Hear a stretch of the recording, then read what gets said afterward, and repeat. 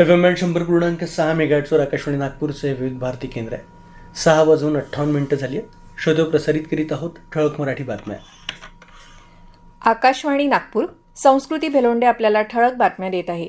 यंदाच्या मार्च महिन्यात भारतीय नागरिकांनी सहली आणि परदेश प्रवासावर फेब्रुवारी महिन्याच्या तुलनेत कमी खर्च केल्याचं भारतीय रिझर्व्ह बँकेनं जारी केलेल्या आकडेवारीत म्हटलं आहे.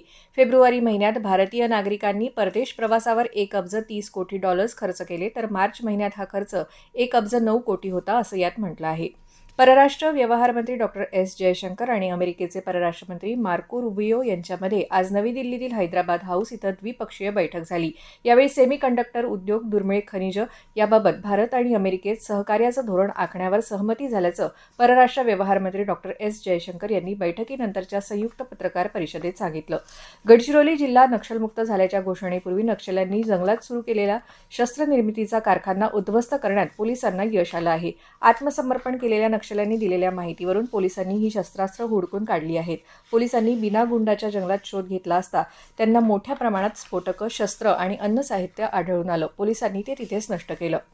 आज पाकिस्तानच्या बलुचिस्तानमधील रेल्वे मार्गावर झालेल्या स्फोटात 30 जण ठार झाले आणि अनेक जण जखमी झाले. हा स्फोट राजधानी क्वेटा येथील चमन फाटक रेल्वे स्थानकाजवळ झाला. या स्फोटामुळे एका ट्रेनचं किरकोळ नुकसान झालं आणि जवळच पार्क केलेल्या 10 इतर वाहनांचंही नुकसान झालं.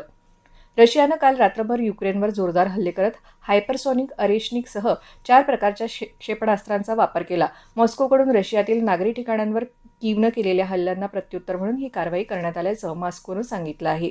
येत्या 26 तारखेपर्यंत अमरावती, वर्धा आणि चंद्रपूर या जिल्ह्यांसाठी तीव्र उष्णतेचा रेड अलर्ट जारी करण्यात आला आहे. सोबतच अकोला, नागपूर आणि गडचिरोली या जिल्ह्यात देखील 26 तारखेपर्यंत उष्णतेची लाट कायम राहणार असून ऑरेंज अलर्ट देण्यात आला आहे. याबरोबरच हे बातमीपत्र संपलं. यापुढील बातमीपत्र रात्री 8:42 प्रसारित करण्यात येईल. नमस्कार.